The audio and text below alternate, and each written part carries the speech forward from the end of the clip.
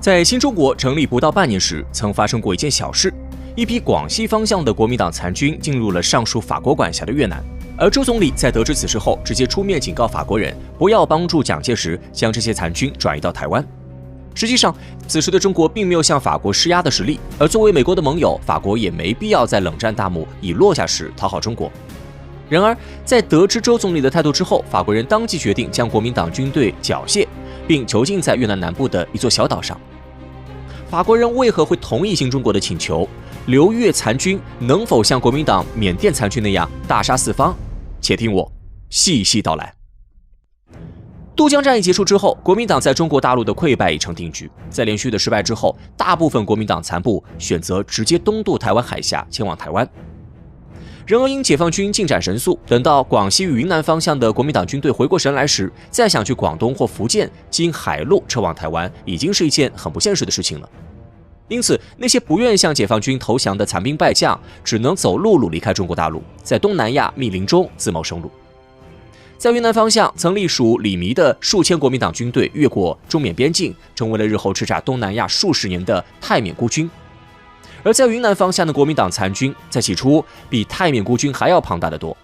广西方向的国民党残军，其主力为曾受白崇禧领导的桂系武装。在解放军兵临南宁城下时，白崇禧自知此时负隅顽抗无异于以卵击石，就暗中指示前桂军各部力求避战，保存实力，轻装分散，机动有机。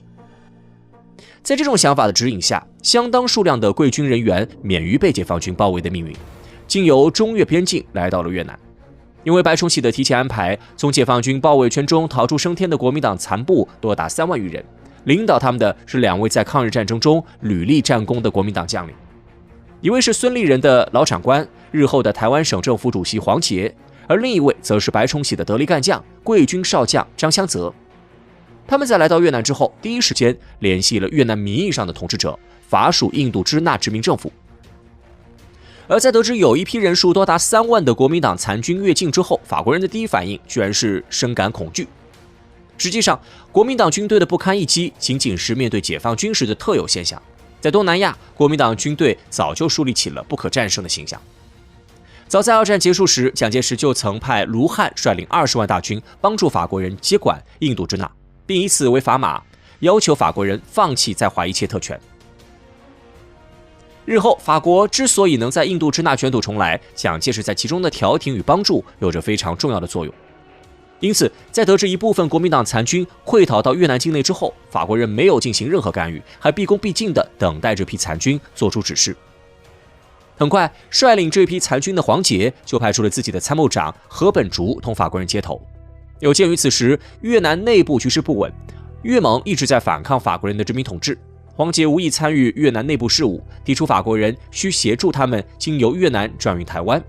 一听到这群瘟神对自家的1亩3分地不感兴趣，法国人大喜过望，并立即允诺将会全力帮助残军离开越南，早日前往台湾。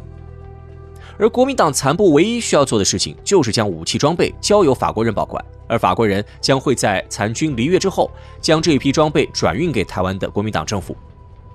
拿到协议的黄捷心满意足地开始安排部队做转运准备。然而残军刚刚按照约定将武器转交给法国人之后，就传来了晴天霹雳。在得知法国人允许残军越过中越边境并进入越南境内之后，刚刚成立的新中国政府认为这批残军很有可能会在越南内部建立根据地，并成为蒋介石在日后反攻大陆的跳板。于是周恩来总理在得知消息的第一时间就批评法国人不应当允许国民党残军进入越南，并要求法国不要将这批人直接送到台湾岛。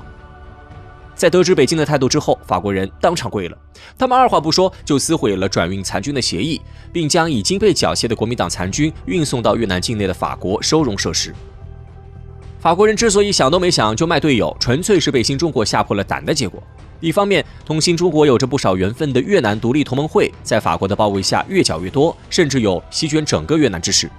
另一方面，法国人又得知国民党在解放战争中被解放军砍瓜切菜一般驱离了中国大陆，他们判断此时做出任何可能得罪新中国的判断，都有可能导致法国在越南的全面失败。因此，他们在收到警告的第一时间就做出了全面华跪的决定。法国人跪的倒是容易，国民党残军这一下可就惨了。在缅甸的残军之所以能纵横东南亚，根本原因在于他们自始至终保持了独立性。而被缴了械的越南残军就像被扒了裤子，除了被动接受法国人的安排以外，别无选择。起初，法国人将数万残军安排在了越南北部的2个收容区中，但随着越南北方局势的持续恶化，越南残军随时有失控的风险，法国也不敢在越南大势已定之前把国军遣散回台。于是，法国人打开了地图，最终他们决定把这批残军全部赶到越南最南端的一个小岛上。这个小岛名为富国岛，位于越南最南端越柬交界处的海岸附近。在得知了法国人的决定之后，黄杰虽然百般不愿，但还是率部登上了这座荒岛。虽然法国人承诺会继续为残军提供给养，但法国人不仅骗过他们一次，法军在越南的战事也愈发吃紧。黄杰知道，如果只靠法国人给他们提供给养，那这3万多人全得饿死。于是，在来到富国岛之后，3万多名国民党残军开始了对海岛的全面开发。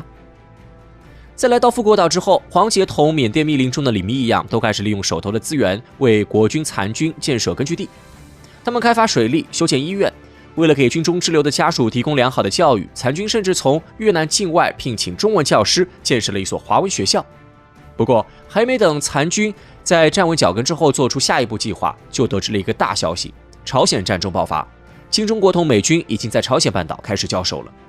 黄杰得知此事后非常高兴，他清楚法国是美国的盟友，美国已经同新中国交手，法国自然也没理由再保持同新中国的良好关系了。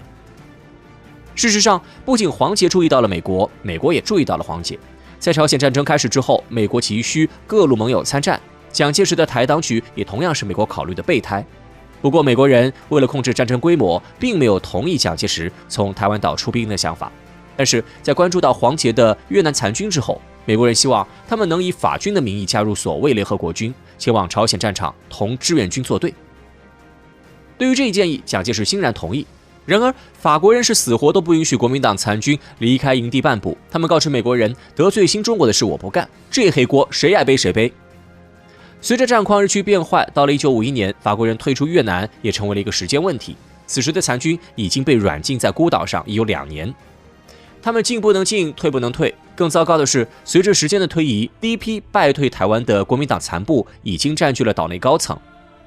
为了避免残军赴台之后威胁他们的地位，许多国民党高层劝谏蒋介石将缅甸残军与越南残军都留驻当地，作为反攻跳板。得知此事后黄杰急了。与排崇禧的手下张湘则不同，黄埔军校毕业的黄杰在中原大战时就是蒋介石的干将，退往越南的指示也是蒋介石的心腹陈诚的指示。自己为蒋介石打了半辈子的工，到了却要流到越南，这种结局他不能接受。1951年12月开始，他指示手下在富国岛绝食抗议，以引发舆论危机，吸引台湾当局的关注。而蒋介石在听闻黄杰组织的抗议活动之后，思虑再三，觉得这位老部下毕竟屡立战功，同时越南局势也不同于缅甸，蒋介石也不想与胡志明的越盟作战。最终，他亲自做出批示，李弥的留缅国军不可撤回，而黄杰的留越国军可以来台。当可以撤回的消息传来之后，岛上的残军们喜出望外。而在这件事上，蒋介石倒也算信守承诺，他将滞留富国岛的残军统称为赴台部队，并在台湾岛内兴建用于安置这批人的赴台新村。然而，对于赴台部队而言，故事并未结束。黄杰在来到台湾岛之后，受到了蒋介石的亲自接见，并被晋升为2级上将。